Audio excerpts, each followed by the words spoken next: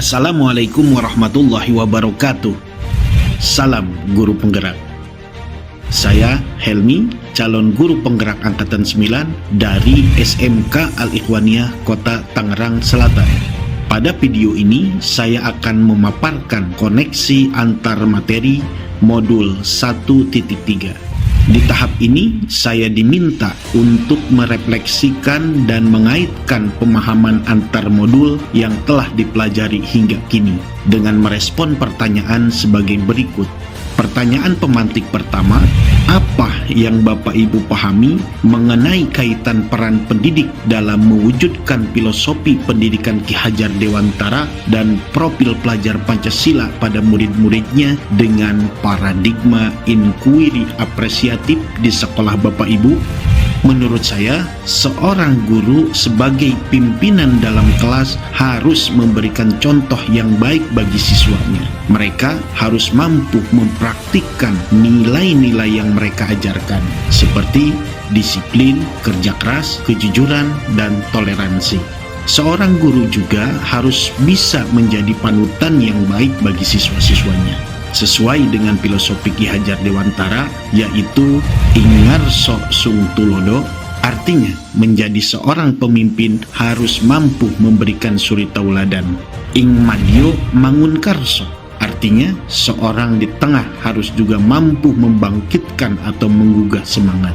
Tuturi Handayani, seseorang harus memberikan dorongan moral dan semangat dari belakang. Selain itu juga, seorang guru tidak sebatas pada mendidik dan mengajar saja, akan tetapi tugas guru terhadap siswa yang lainnya yaitu membimbing serta mengarahkan para siswa agar tetap di jalur yang benar, terlebih pada saat proses belajar mengajar. Ki Hajar Dewantara menjelaskan bahwa tujuan pendidikan yaitu menuntun segala kodrat yang ada pada anak-anak agar mereka dapat mencapai keselamatan dan kebahagiaan yang setinggi-tingginya, baik sebagai manusia maupun sebagai anggota masyarakat.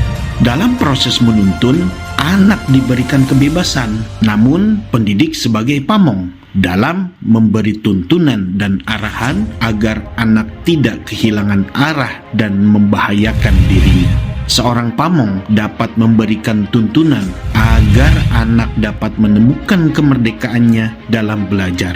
Anak juga secara sadar memahami bahwa kemerdekaan dirinya juga mempengaruhi kemerdekaan anak lain. Oleh sebab itu, tuntunan seorang guru mampu mengelola dirinya untuk hidup bersama dengan orang lain. Ki Hajar Dewantara juga menjelaskan dasar pendidikan anak berhubungan dengan kodrat alam dan kodrat zaman. Ki Hajar Dewantara hendak mengingatkan pendidik bahwa pendidikan anak sejatinya menuntun anak mencapai kekuatan kodratnya sesuai dengan alam dan zaman. Bila melihat dari kodrat zaman, pendidikan saat ini menekankan pada kemampuan anak untuk memiliki keterampilan abad 21. Sedangkan dalam memaknai kodrat alam, maka konteks lokal sosial budaya murid di Indonesia tentunya sangat beragam. Sebagai contoh, Indonesia Barat tentunya memiliki karakteristik yang berbeda dengan murid di Indonesia Tengah atau Indonesia Timur. Agar dapat memberikan pendidikan yang menuntun sesuai dengan kodrat alam dan kodrat zaman, maka seorang pendidik harus memahami dengan sepenuh hati dimensi-dimensi yang terdapat pada profil pelajar Pancasila.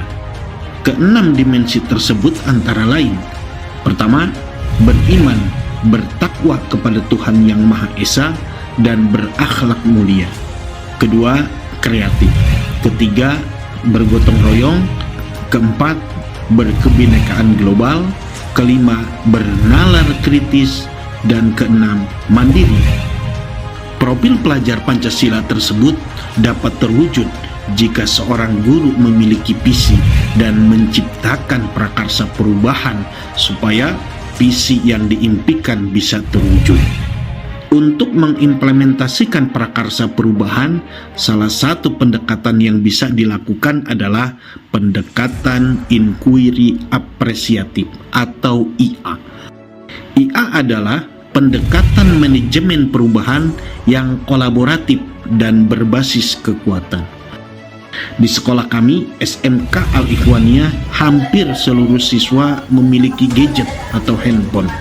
Dan hampir sebagian besar dari mereka memiliki akun media sosial.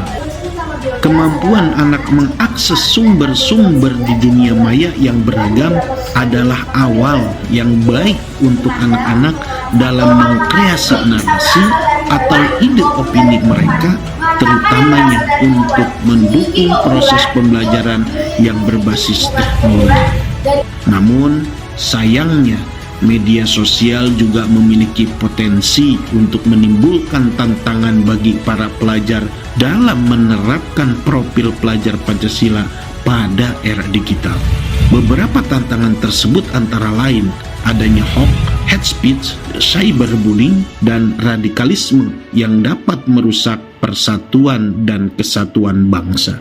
Dari hal tersebutlah saya mencoba membuat prakarsa perubahan, yaitu menanamkan budaya bijak berteknologi kepada peserta didik dengan menggunakan paradigma inquiry apresiatif. Diharapkan prakarsa perubahan tersebut dapat memberikan pemahaman kepada peserta didik mengapa mereka perlu, pertama, bijak menggunakan teknologi, kedua, terus beradaptasi, ketiga, memanfaatkan teknologi secara optimal, keempat, dapat pendidikan di bidang teknologi, dan yang kelima, buat inovasi dengan mengandalkan teknologi. Selain itu, prakarsa perubahan tersebut dapat membantu peserta didik untuk belajar atau berlatih, pertama, memahami kelebihan dan kelemahan teknologi, kedua, menjaga privasi dan keamanan, ketiga, mengatur waktu dan batasan penggunaan, keempat, menghindari konten negatif dan tidak sehat, kelima, menggunakan teknologi untuk peningkatan diri, dan yang keenam, menghargai interaksi sesama manusia, sehingga dapat mewujudkan peran seorang pendidik sesuai filosofi Ki Hajar Dewantara. Tujuan pendidikan yaitu menuntun segala kodrat yang ada pada anak-anak agar mereka dapat mencapai keselamatan dan kebahagiaan yang setinggi-tingginya, baik sebagai manusia maupun sebagai anggota masyarakat, tentunya dengan mengikuti kodrat alam dan kodrat zaman. Dengan demikian diharapkan terwujudnya profil pelajar Pancasila.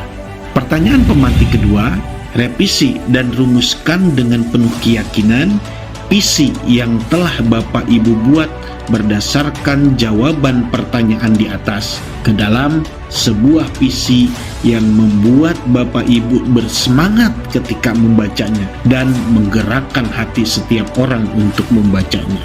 Di tugas demonstrasi kontekstual sebelumnya, saya telah membuat visi, yaitu mewujudkan peserta didik yang memiliki karakter profil pelajar Pancasila. Namun, berdasarkan prakarsa perubahan yang saya buat dengan menggunakan pendekatan model inquiry apresiatif, maka visi tersebut saya revisi menjadi terwujudnya generasi yang smart and good citizen dan berwawasan global.